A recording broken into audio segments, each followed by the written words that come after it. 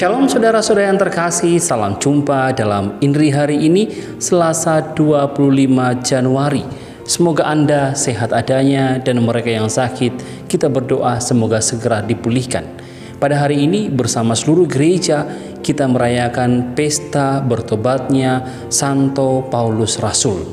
Mari kita memulai dengan membaca Injil yang akan kita renungkan pada hari ini.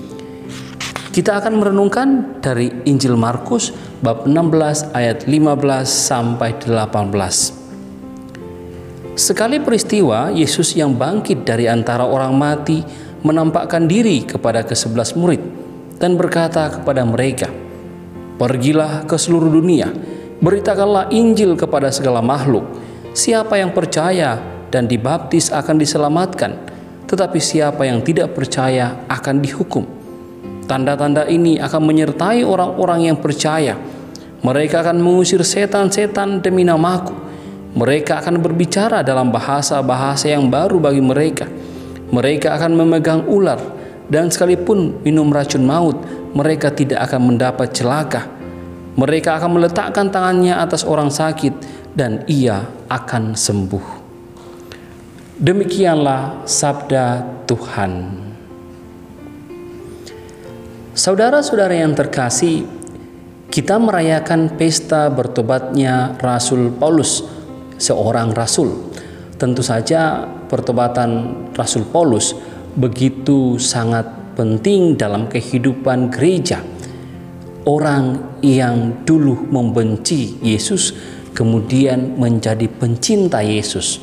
Orang yang dulu penganiaya jemaat orang-orang Kristen perdana kemudian menjadi pewarta Yesus.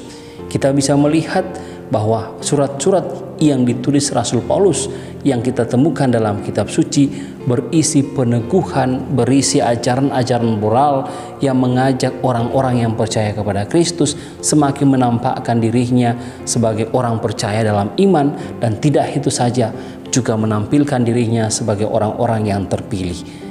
Pesta bertobatnya Rasul Paulus sangat penting dalam kehidupan gereja, iman yang terus terpelihara karena pewartaan Rasul Paulus sampai saat ini kita masih rasakan.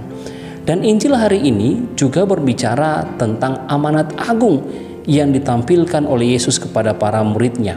Sebelum ia naik ke surga, ia menyampaikan sebuah amanat agung kepada para murid untuk pergi mewartakan Injil. Dan mereka yang mewartakan Injil akhirnya diperlengkapi dengan berbagai rahmat yang mendukung pewartaan mereka. Dan sampai saat ini kita bisa melihat bahwa di seluruh dunia Injil diwartakan dan dikenal. Dari 12 rasul yang dipilih kemudian terus-menerus berkembang sampai seluruh dunia. Sampai saat ini kita menemukan orang-orang yang mengimani Kristus. Apa yang dapat kita tarik sebagai inspirasi yang berguna bagi kehidupan kita dari Injil hari ini dan juga pada pesta pertobatan Rasul Paulus? Paling tidak saya melihat ada dua hal yang penting kita renungkan dari Injil hari ini. Yang pertama tugas perutusan, yang kedua rahmat yang akan kita terima. Yesus mengatakan, "Pergilah, wartakanlah Injil." Kita pun mendapatkan tugas yang sama. Kalau dulu orang mewartakan Injil dengan khotbah, dengan menginjili atau menceritakan kisah Yesus kepada orang banyak, tentu saja kisah itu juga tidak kita tinggalkan. Kita tetap berkhotbah mengajarkan iman kepada anak-anak, kepada keluarga kita, juga kepada orang-orang yang terdekat kita. Tetapi lebih daripada itu, cara penginjilan kita sekarang berubah. Kita mau menginjili atau menampakkan kabar gembira itu melalui tutur kata, tindakan, perilaku kita yang mencerminkan ajaran Kristus yang hidup dalam diri kita. Kita menampilkan itu dalam lingkungan masyarakat, di tengah orang-orang yang ada, yang kita jumpai di lingkungan kerja atau di lingkungan RT, RW, atau di mana saja kita berada. Pewartaan tetap menjadi misi kita sebagai orang yang percaya. Yang kedua, Yesus juga menjanjikan rahmat bagi mereka yang mau mewartakan.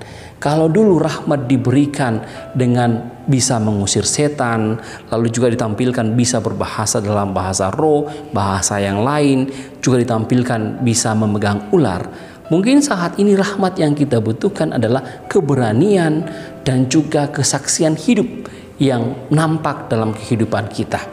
Mereka yang mau mewartakan Injil melalui tutur kata, ajaran, dan tindakan-tindakannya, yakinlah rahmat Tuhan akan senantiasa menaungi kita. Yakinlah bahwa kita punya upah dalam pewartaan, yakni mendapatkan rahmat Tuhan. Dan akhirnya saatnya nanti kita pun digabungkan dalam himpunan para rasul dalam kehidupan abadi sebagai orang-orang yang mewartakan kasih Tuhan di seluruh dunia. Tuhan Yesus memberkati kita. Amin. Mari kita mohon berkat Tuhan. Tuhan bersamamu dan bersama rohmu. Semoga saudara sekalian diberkati oleh Allah yang Maha Kuasa, Bapa, Putra, dan Roh Kudus. Amin.